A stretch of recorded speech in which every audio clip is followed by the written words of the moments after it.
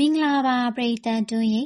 Midnight Tarot Channel မှာပြန်လည်ကြိုဆိုလိုက်ပါတယ်ရှင်။ဒီနေ့မှာတော့ပရိသတ်ကြီးတို့အတွက်ထိတ်လန့်ကြောချမ်းဖွယ်ရာကောင်းတဲ့အိမ်ပြန်လန်းဆိုတဲ့ပရလောကဇာတ်လမ်းလေးကိုတင်ဆက်ပေးသွားမှာပါ။အိမ်ပြန်လန်းအဲ့ဒီနေ့ကမေတို့တငယ်ချင်းအဖွဲ့73ယောက်အထက်တန်းပထမနှစ်အောင်မြင်ခဲ့တဲ့နေ့လေးဖြစ်တယ်။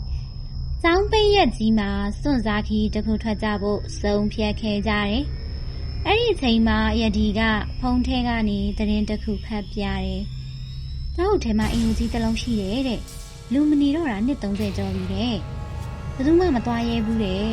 ။မိကပြုံးပြီးပြောလိုက်တယ်။ဒါမှစိတ်ဝင်စားစရာကောင်းတာပေါ့။ဒါပေမဲ့သူတို့မသိသေးတာကအဲ့ဒီအိမ်မှာလွန်ခဲ့တဲ့နှစ်30ကမိသားစုတစုလုံးပျောက်ကွယ်သွားခဲ့ပြီး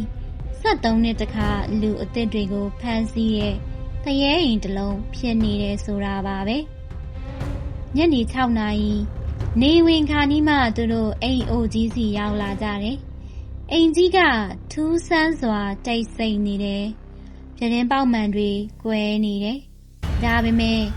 အိမ်ရှိတကားကြီးကတော့အသစ်ဆက်ဆက်လို့တန့်ရှင်းနေပါတယ်ထက်ကသတိထားမိတယ်။တကားလက်ကန်ကတန်ချီအောင်မတက်ဘူး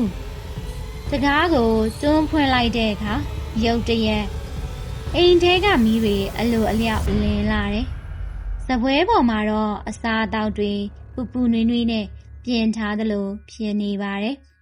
။ဒီမှာလူနေတာပဲထင်တယ်။စစ်စီကပြောလိုက်တယ်။နေရံပေါ်မှာတော့တက်ပုံဟောင်းကြီးတစ်ချက်ရှိတယ်။အဲ့ဒီထဲမှာမိဘ2ယောက်ကလေး17ယောက်စုစုပေါင်း73ယောက်ဓာတ်ပုံအောက်မှာစာတစ်စောင်ရေးထားတယ်အားလုံးအတူတူပါပဲ73ယောက်မြောက်မိသားစုဝင်တစ်ကိုကြိုဆိုပါတယ်ည10နာရီသူတို့တွေအိမ်ထဲမှာစူးစမ်းနေကြတယ်ရုတ်တရက်ရက်စင်မီတွေပြတ်သွားတယ်ဖျောင်းတိုင်တွေတော့ပဲဇန်တော့တယ်မိကသတိထားမိတယ်။အောင်ပဲရောက်သွားတာလေ။အားလုံးအောင်ကိုလိုက်ရှာကြတယ်။ဒါပေမဲ့အောင်ရဲ့ခြေရာတွေကလေကတဲ့မှာပဲရက်သွားပါတယ်။လေကတဲ့အစုံမှာတော့ကလေးခြေရာလေးတွေတွေးလိုက်ရတယ်။အပေါ်ချက်ကအခန်းတစ်ခုတည်းကအတန်တစ်ခုပြန်ကြားရတယ်။အောင်ရဲ့အတန်ငါကိုရှာပါ။ဒါပေမဲ့ငါတယောက်တည်းမဟုတ်ဘူးညတကောင်အောင်ပြောက်သွားတာ2နာရီရှိပြီစံတဲ့သူတွေအဲ့ခန်းမှာစုနေကြပါတယ်ရုတ်တရက်နယံတွေကနေတီးတိုးတန်တွေထွက်လာပါတယ်လာခဲ့ငါတို့နဲ့အတူနေခဲ့နီနီက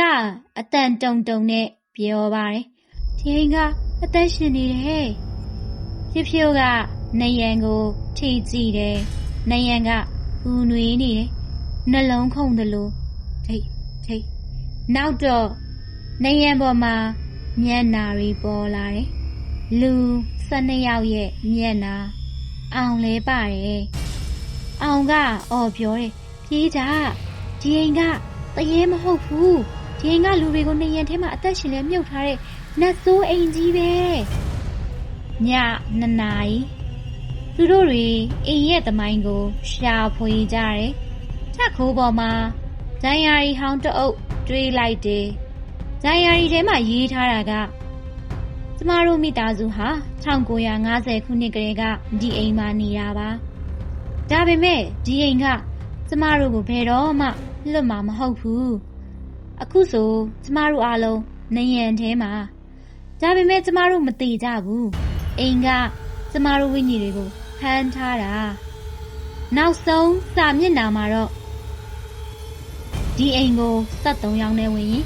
တယောက်ကနယံထဲရောက်မယ်ည3နာရီအိမ်ကြီးတုန်ခါလာတယ်နယံတွေချဲ့လာတယ်အခန်းကပိုချင်းလာတယ်ရုတ်တရက်အတန်တစ်ခုထွက်လာတယ်တယောက်ကိုငါစီပေးပါတယောက်ပဲကြံတဲ့သူတွေလွတ်မယ်မိကမျက်လုံးမိတ်လိုက်တယ် ပြီးတော့ရှေ့ကိုတိုးသွားပြီးငါကိုယူပါသူတို့လွတ်ပေးပါတငယ်ချင်းတွေအားလုံးအံ့ဩသွားတယ်မေမလုပ်ပါနဲ့မေကပြုံးလိုက်တယ်ငါမင်းတို့အားလုံးကိုချစ်တယ်မေကနယံစီရှောက်သွားတယ်နယံကဖြည်းညင်းစွာပွင့်သွားတယ်ပြီးတော့မေပျောက်ကွယ်သွားပါတယ်အိမ်ကြီးကတည်ငြိမ်သွားတယ်တကားတွေဖွင့်သွားတယ်ကျန်တဲ့12ယောက်အိမ်အပြင်ကိုပြေးထွက်လာကြတယ်နောက်လဲကြည့်တော့ကျင်းပေါက်ထဲမှာမေရဲ့အရေးမေကလက်ပြနေတယ်နှစ်တွေကြာသွားတယ်သူတို့12ယောက်လဲအိုမင်းလာကြတယ်တယောက်ပြီးတယောက်သေဆုံးသွားကြတယ်နောက်ဆုံးအိမ်အိုကြီးကပျောက်ကွယ်သွားပါတယ်အဲ့ဒီနေရာမှာလှပတဲ့ဥယျာဉ်လေးတစ်ခုဖြစ်ပေါ်လာတယ်ဥယျာဉ်ထဲမှာတော့မိန်းကလေး73ယောက်လက်ချင်းချိတ်ပြီးကစားနေကြတယ်မေလဲပါတယ်တငယ်ချင်းအလုံးထာဝရပြန်ဆုံသွားကြပြီဇက်လန်လေးကတော့ဒီမှာရင်ပြီးဆုံးပါပြီပရိသတ်ကြီးတို့ရေဒီထက်ပိုပြီးစိတ်ဝင်စားစရာကောင်းတဲ့ပရလောကဇက်လန်လေးတွေကိုနားထောင်ခြင်းနဲ့ဆိုရင်တော့ကျမတို့ရဲ့ channel လေးကို like and subscribe လုပ်ခဲ့ပေးကြပါအောင်ရှင်ကျေးဇူးတင်ပါတယ်ရှင်